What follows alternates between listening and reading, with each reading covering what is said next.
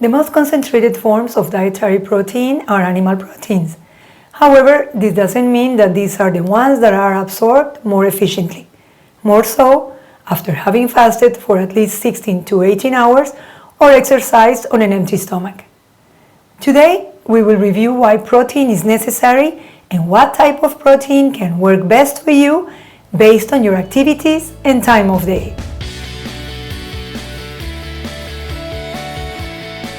Hi, I'm Johanna Curley, journalist, researcher, and health consultant.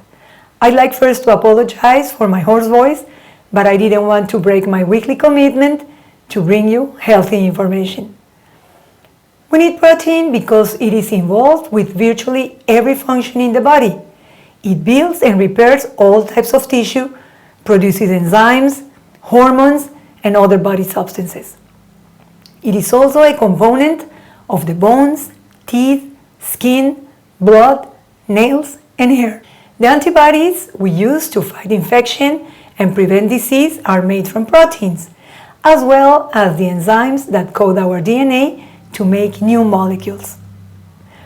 Proteins also function as a communication system between cells, organs, and tissues. They also transport atoms and molecules throughout the body. The ultimate reason is that we need to preserve our muscle mass as we age because it is crucial for our health. Strength training goes hand in hand with nutrition, specifically adequate protein intake. However, it is important to understand that there is a difference between absorption and utilization. Protein absorption and synthesis depend largely, first, on the state of your intestinal flora to absorb these and other nutrients. Second, on the capacity of the liver to deaminate a food. And third, on the stimulus or catalyst in your body that makes you need to absorb this protein, since the body is simply going to absorb the amount of protein in line with its demands. As we age, muscle maintenance and mobility are in part promoted by protein intake. At present, certain social groups should pay special attention to adequate consumption. Overweight and sedentary people who can benefit from caloric restriction may need around 0.8 grams of protein per kilogram of body weight.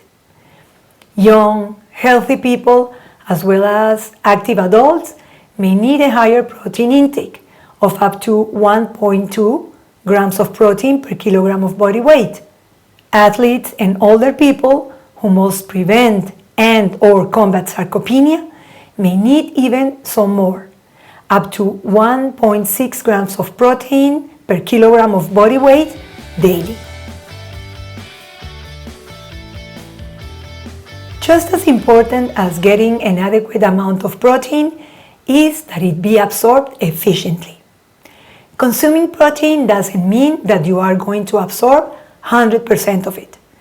There is a limit to the amount of protein the body can absorb in one sitting, and the maximum rate which a fast absorbing protein can be absorbed is 8 to 10 grams per hour. In other words, it would be important to space your protein intake by at least 2 meals unless you are following a protocol of only 1 meal a day. A fast absorbing protein is one that is absorbed within 2 hours. An intermediate absorbing protein takes 3 to 3.5 hours to digest, and a slowing absorbing protein takes 4 hours or more. The most common examples are whey protein, which gives fast absorption.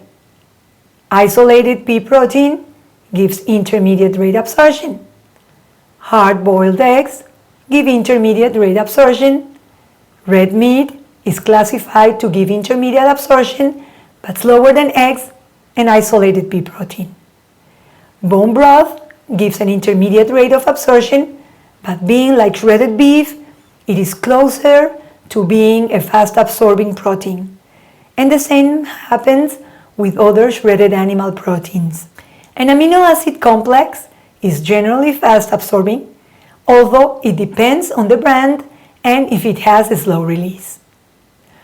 Casein, present in dairy, has a slow rate of absorption. Some experts say that the only people who really need to be vigilant about timing their protein intake are athletes aiming for a competition or an Olympic medal. The rest of us mortals can break the fast on protein, meaning their first meal is when you consume the highest levels and best quality protein. At the same time, other studies on protein consumption indicate that the human body is not designed to absorb more than 20 to 25 grams of protein per meal, unless you have just finished a hard workout or your daily routine involves a lot of physical activity. The body will simply absorb only what it needs to meet its needs, no more. In this sense, it is not worth consuming exaggerated amount of protein or protein shakes. The best is to try to adhere to the mentioned parameters according to your lifestyle. A fast-absorbing protein immediately after the end of training in order to provide the necessary bricks to rebuild and replenish tissue.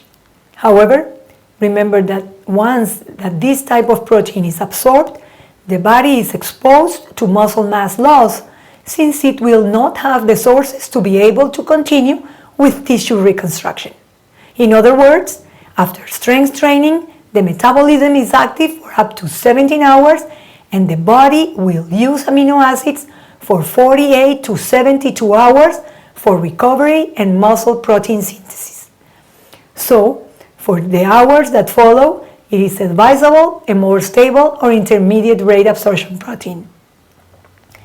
Vegetarians and those with very active metabolisms also need to maintain their muscle mass.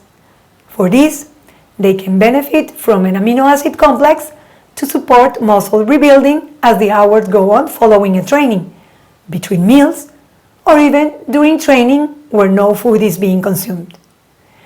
Casein-based products, such as dairy products, which are slow to absorb, are best left for later meals.